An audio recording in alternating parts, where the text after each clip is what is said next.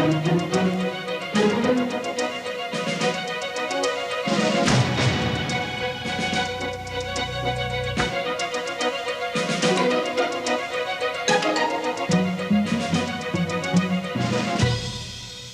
there's a big S on the chest of tonight's guest. Why? Because he has super performance audit power. Tonight on Public Exposure, we have with us State Auditor Brian Super Sonntag, right here on Public Exposure. I'm Stan Emmert, and it is a complete delight to have Mr. Sonntag back because things have changed in Olympia a little bit for you, haven't they? Well, they have. Since we first got there in 1993 to this office, we've been advocating for Performance Audit Authority for our office to bring that very constructive management tool, that missing piece of the audit world, to state government. And because once again the legislature for all these many years did little or nothing, there was a void to fill. It was filled by initiative last fall, and we have Performance Audit Authority and responsibility not just for state agencies and programs, but local governments as well. Well, we're going to go through quickly some details with regard to performance audits in general, and the GAO, the United States Government Accounting Office, actually has a very long definition of performance audits, but essentially it entails an objective and systematic examination of evidence to provide an independent assessment of the performance and management of a program against objective criteria, and looks for synthesizing information on best practices or cross-cutting issues. And performance audits, and this is a key, Brian, and I was just wondering about this, performance audits provide information to improve program operations and facilitate decision-making by parties with responsibility to oversee or initiate corrective actions and improve public accountability. Whoa, mouthful, but. That is it. It is that professional, objective program to bring unbiased information and put it right in the hands of the policymakers who can use that to make a difference, who can really change things. You know, you mentioned the Government Accountability Office. In 1972, they established standards for conducting audits of public agencies, and they addressed those standards to cover financial, compliance, and performance audits. So this is not just some new fad or gimmick. This is a tried and true management tool that can really provide some results. But the state didn't seem, and when I say the state, I'm talking about the legislature and the governor's office, didn't seem to want it. It took an act of the people to get it. Correct. Olympia is very averse to change, and they're very slow to change systems or programs that have worked for them for a long period of time.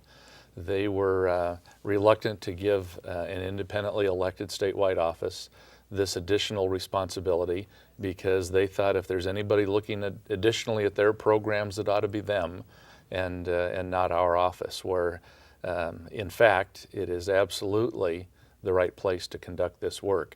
Those three legs of that auditing stool, financial, compliance, and now performance, are all important to be part of that mix in auditing public agencies.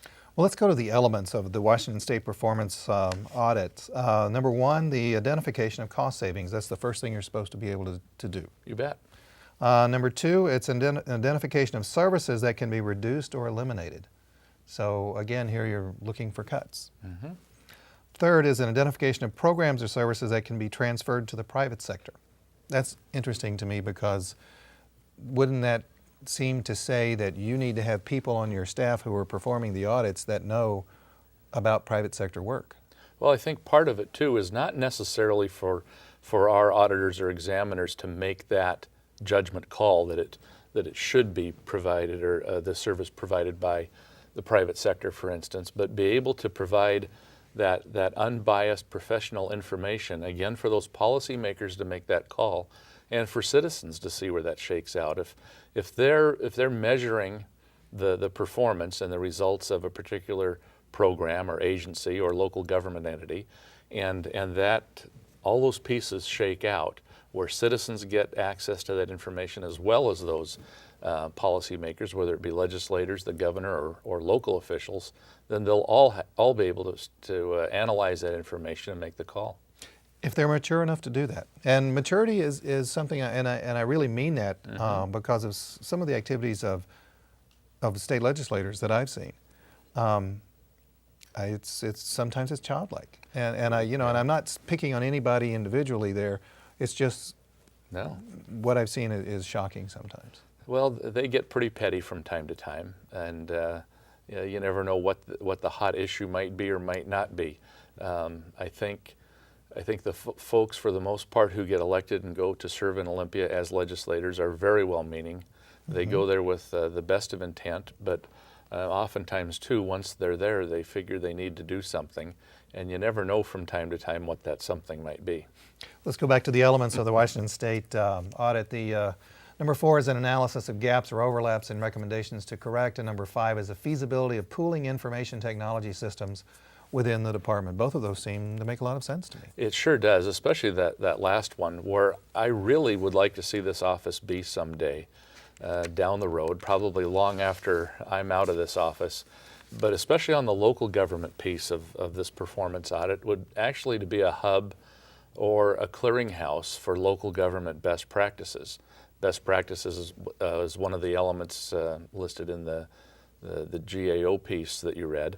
And certainly for this office to play that role would put us in a completely different oversight and management resource than any other audit shop in the country. Let's go to the next slide because there's more elements. Number 6 is an analysis of the roles and functions of the department and recommendations to change or eliminate departmental roles or functions. Again, cutting. The next one is recommendations for statutory regulatory changes that may be necessary for the department to properly carry out its functions. Very important, I would think. To help eliminate duplications of efforts and redundancies.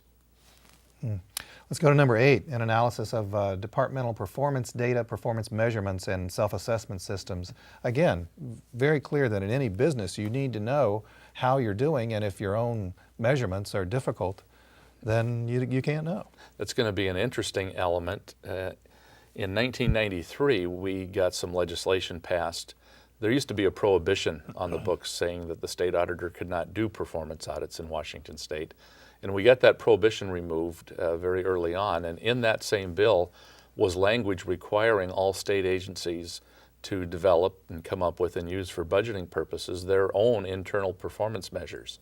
So that would be in place when we are able one day, in which now we are, to go conduct those performance audits. What we will be able to identify, though, are that several state agencies have not yet developed those performance measures. And I'm sure you're popular with them as well. Let's go to the final element is an identification of best practices. And this is very important, but I wanted to ask you, who determines what's best? Well, one way, to provide that information for those policymakers or citizens to make that assessment on what's best is we'll be able to do a lot of benchmarking with other cities or counties or like jurisdictions around the state, but also in looking at other states' operations. For instance, if we're looking at pieces of the Department of Transportation in the state, we're going to be able certainly to look at other states' transportation departments. We're going to be able to look at performance audit work that's been conducted in other countries looking at transportation elements. And there's a lot to learn. We're not going to have to reinvent the wheel, which is a good thing. Additionally, I've served on the National State Auditor's Performance Audit Task Force for a number of years, and I've got that resource and those folks to draw on. Right now, the Association of Government Accountants are doing a case study of our work in putting our plan to comply with and meet the goals of Initiative 900 in place.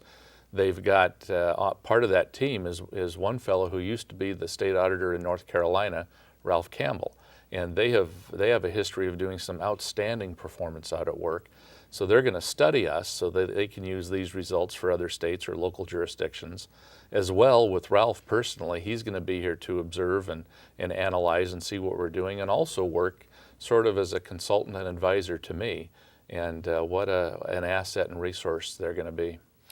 Well, and speaking of assets and resources, when I was preparing for the show, I mean, just about the first thing you do is you go to Google and you just type in performance audits. And there it is.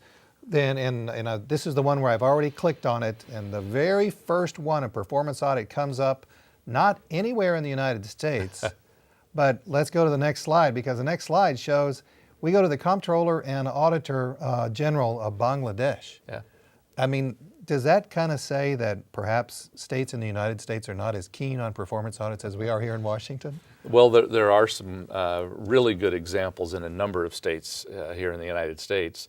If you read what's on that page from Bangladesh and the elements that they're talking about and working on, whether they've accomplished them or not, I don't know. But the language on there and their commitment is something I think any of us would want to follow. Well, I want to go to your website, the Okay. State Auditor's website. There's a great thing right there on this page where it talks about the mission statement, and then it's take our performance audit survey, and let's go just do that. Number one, in which areas does the state government have the greatest opportunity to improve, including cost savings, providing better services to the public, and streamlining operations? You're asking the public to help you identify things. It's one of our strongest commitments is to engage citizens and listen to people all around the state to hear what's on their mind. Government has done a poor job historically of listening to citizens. This is our opportunity to make sure they're involved. This is a real unsophisticated poll and survey that we have right on our website, but it's amazing. Several hundreds of people have already come on there and shared some of their views with us on what works well and what doesn't and what they think we ought to look at. We're also going to be coming up with a very professional and sophisticated way to conduct focus groups or polls or town hall meetings, whatever they might be. But one thing we're committed to do is talk to citizens, listen to citizens, as well as frontline state employees who are often in the best place to tell us what works well or what doesn't work well in their own departments. Well, what would you do if you were to get a comment like this? I think you should audit the Department of Transportation or the King County Roads Department because as I was out driving, I saw 4 guys standing around watching one guy do work. I mean, that's kind of an old joke. It's okay, we've heard that one. Yeah. Well, we get those. We get similar comments from people. And, you know, we're going to add it to whatever information we're compiling on Department of Transportation or in King County for that specific example. And who knows where the answers might lead. Some of those answers might be that the 3 or 4 of those people standing on or leaning against their shovels are actually contractors working on a public works project for the Department of Transportation. We don't know, but I'm going to take those comments and questions and concerns from people very seriously, and we're going to factor them in. Just want to remind everyone, we're talking with Brian Sonntag, the Washington State Auditor, who has new powers. Those new powers were as a result of Initiative 900, and it is the performance audit. And that's what we're talking about tonight. And if you want more information, go to the website. We're going to be getting that up periodically throughout the show. But as I recall, it's www.sao.wa.gov. Right there, it is up on the screen. Through the magic of our crack staff there in the booth. That's it. Let's go back to the survey if we can, though. And the next one is, have you experienced exemplary service from state government, and what was it? So that's kind of a nice thing to ask for, huh? Well, we want to hear that as well. If we don't want to spend our time reviewing necessarily what is working well, other than we'd like to be able to use their practices to share with other agencies. And a couple of the ones we're hearing about quite a bit on what works well are, for instance, the Department of Licensing and the State Patrol. Well, I know from my own standpoint, the Department of Licensing, because I was able to do so much online, I could do it at 2 o'clock in the morning if I wanted to. Yeah, Washington State actually, with the resources we've had, is one of the most advanced states and with many of the agencies in conducting a lot of business online. Including voting, perhaps? Are you going to be auditing? No, we won't go there. You're going to ask me to put my old election administrator hat on no, from I'm not going to do my that Pierce to you. County days. Let's go to the next one. That would be a longer show. Yeah. Should any current services be expanded or added to state government? I bet that there are a lot of responses along those lines. Yeah, there are. In addition, we're going to hear from people saying what they think ought to be cut or eliminated, but we want balance. And this is just to kind of get a pulse of people who are interested enough to go find that webpage, seek it out, and answer the questions on that poll. Well, we're doing the best we can right here in Public Exposure to Yes, drive you people are. to the website. Let's go to the next question if we could. And it is, could any existing services be eliminated? I think I just said that, but Yeah, I believe you did, but Yeah. that was the next one. So let's go to number 5 since we've already covered that. Do you have specific or general suggestions that might help the state auditor direct performance audits?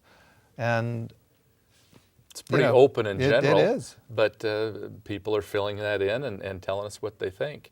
And they could range all over from, oh, we think you ought to privatize the ferry operations, to you ought to do away with certain agencies, or the liquor board shouldn't exist, and all that should be privatized like other states. The examples are all over the place. But again, it's a very healthy part of the process to hear directly from people. Then let's go to the final one, and the final survey is basically do you want some optional information that you'd like to give with regard to the group, organization, or email so that you can stay in contact with them? Right, and we've developed a pretty extensive list of folks to continue to communicate with. All right, let's say that I'm a state legislator, and I believe that a department of a county government inside the area where I represent should receive a performance audit. What is the process, and how much does it cost? Well, I'll answer that cost part first. Unlike most things that wind their way through Olympia in a new authorization or responsibility, the cost for this program is contained in the initiative. And what it does, it creates a permanent funding stream, and it carves off a very small percentage of the state income tax revenue. So right off the top, a certain small percentage, a fraction of a percent, will be diverted to this to conduct those performance audits. State income tax? No, state sales tax revenue. Oh, I'm sorry. I thought I heard you say No, income. I hope not. Yeah, State well. sales tax revenue, but it would divert that right off the top. So we're not looking at a new funding source or new revenue. This is covered in there. Now, how a legislator might communicate a local government concern to us, the first thing would be, and they would not be shy to talk to me directly or our director of our performance audit program, so we can factor that information in. And then we would want to do a little sampling or other work to see what it might be too. We're not going to be hired guns for a particular legislator or local government official or anybody, but we do want to be objective. Well, that actually brings up something that I was wondering about. With all of what we've talked about before, this seems to be now, before the state auditor's position was very powerful, but now it could be extremely powerful. You could be a sword, you could be a shield, you could be used, and I don't think Brian Sonntag would allow himself to be used, but how can we assure in the future that the future state auditor won't allow him to be used for political purposes? There has been that concern raised mostly by insiders in Olympia, whether it be legislators or bureaucrats in some agencies. Well, they'll voice a concern about a potential rogue auditor. And there are a couple checks on that. And one certainly is the legislative process itself. This is an independently elected office, but if this or any other agency were to get out of line with the legislature, they have the budgetary control. They also have the statutory control where they can change the duties and responsibilities of our office just by statute. Control over the office holder, whether it's me or anybody else, the voters have that ultimate authority. And if I get out of line from what the voters want me to do, I'll learn about that quickly. Well, let's see if we can get you in trouble then. It's happened. The Port of Seattle is an entity that was created by the state. And this past year here in King County there was an election and there was a lot of information coming out about the Port of Seattle. If we can go to the next click, we can see the performance of the Port of Seattle on a comparative terminal throughput. Seattle is at the bottom, significantly lower than the U.S. average, lower than Tacoma. And then let's go from their performance to the next slide, which shows that the Port of Seattle debt and taxes has been going up like crazy and is intended, and it looks like it's going to go up even further. If you compare poor performance with rising cost and rising taxes on top of rising debt, I would think there'd be red flags all over the place saying, come audit me. I think there certainly are those red flags. We saw those same kinds of indicators in our audit last summer. of the monorail project in Seattle. One of my favorites. But I understand. unfortunate. No, Well, mine too. I would probably have been a voter in favor of the monorail, but certainly not with no, very poorly run. the financing they came up with. You look at these kinds of indicators, and they should scream at the management of the port and port commissioners themselves. I know in this last fall's election, one of the newly elected port commissioners, Lloyd Hara, is never going to let this kind of stuff just slide by without a very bright public light being directly shined on this process. And he and I communicate pretty regularly. And I think you can probably expect good audit work, but maybe before that even, you can expect the port commissioners and hopefully management to care about it. Well, we'll see. Speaking of ports and floodlights, there's a huge spotlight right now on all the ports here in the United States. And let's go to this article from the Seattle Times. Arab-run U.S. ports worry governors. Governor Pataki in New York was saying he's asking the federal government to share all critical, relevant information available to the Council on Foreign Investment during the course of the review of the purchase. And then let's go to this next slide, because this is the Port of Seattle, and just what if the United Arab Emirates were to be taking care of our port for us? If we can go to there we are. Just this could be that. If you were to be asked to do a performance audit of the Port of Seattle that was managed by a foreign entity, I mean, how are you going to be auditing them? Yeah, you've hit on a question that we've not been asked before. Hey, that's the first time. Yeah, and I don't know. I don't know. And that's going to be certainly interesting. So you have. I think if it gets to this, we're going to want to talk to some of the delegation from this state in Congress, the senators' offices, and see what information they have and where their concerns are, and also just ask them where they think we could help.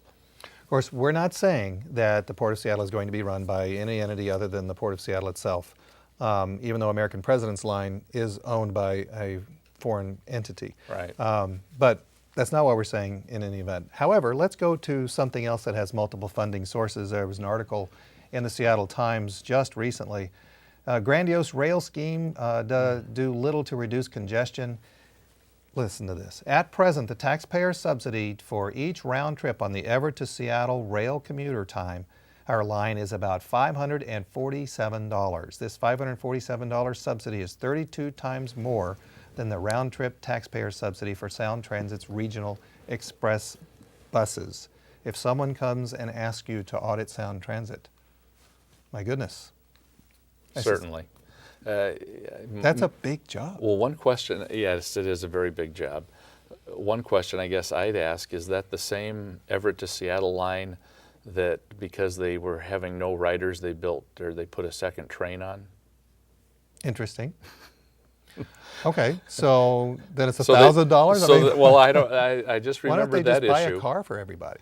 Well, you know, if the goal is to move people, moving people doesn't seem to be happening right now. Well, you know, it's interesting that you would say that, if the goal is to move people, because we actually wonder sometimes at Sound Transit if there is another goal. And if we look at this next slide, this comes right off the website itself. There's a picture of workers, and perhaps the goal is not to be moving people, but instead the goal is to create a jobs plan. If, from a performance audit standpoint, you find that the goal is jobs, how would you audit? What would you be looking for in that determination?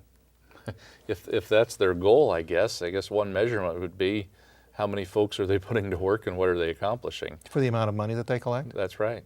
And if the average job or if the total number of people against the total budget comes out to be $1 million per person, that might be a little excessive, huh? Might be. Yeah. Okay, just wondering. Yeah. Something else, and we're coming down near the end of the show, but that I'm certainly that everyone is going to want to have you audit, is education. I personally think it's going to be a very difficult task. There's a wonderful school building there. Just an article in the Seattle Times about Seattle schools are facing a shortage of classes, and this is an amazing statistic. In Seattle, the school district estimates that 92% of 12,000 high schoolers take 6 classes. The statistic is misleading, though, since hundreds of students receive class credits for teacher assistant shifts, independent studies, and tutoring. How can you audit the performance of schools? Well, I think what we have to audit first is a comprehensive view of where those public dollars go. Education money that comes to the state from the federal government, to the superintendent of public instruction, out to those 196 school districts plus several educational service districts. And let's find out just how many of those dollars are actually getting to classrooms. I think we've got to start there. When we can begin to measure that, a lot of this is about openness and disclosure and accountability. And if we can start there and identify where the dollars are going, then get into what they're being used for, and then how, then we're going to be able to complete a pretty good picture to citizens so they can assess government stewardship. But so much of accountability, it seems to me, means filling out more forms, filling out more paperwork to show somebody that I'm doing my job. And Right. I know that every teacher that I've talked to, they all complain about the more paperwork that they have to do and less time that takes that they have to do their lesson planning and actually get prepared. Is this adding another layer of bureaucracy to their work? Certainly not. This, I think, ultimately helps aids teachers, because if the focus is on that classroom where teacher and student meet, where education happens, where the learning happens, that's where the benefit would be. We actually need teachers to help point us in the right direction so they can help us identify what those roadblocks are in their own school building or administration or school district that keeps those dollars from getting to their classroom. We have only about 30 seconds left. Have you committed to doing a performance audit yet? In general terms, I think it's pretty safe to say at this time, even though we're early in this and the AGA folks think we're moving a little too fast. But I think for us to look at transportation, some elements, as well as K-12 education, that's where the money is, and that's where the public's interest is. Good luck. You got a huge, huge job. Thank you. We're going to have fun. That was Brian Sonntag, Washington State Auditor. Go to the website for more information. Take that survey, too. The website is www.sao, stands for State Auditor's Office, www.sao.wa.gov. Right there it is. Next week, Sound Month in Review. Joel Conley and Chuck Taylor right here on Public Exposure. We'll see you then.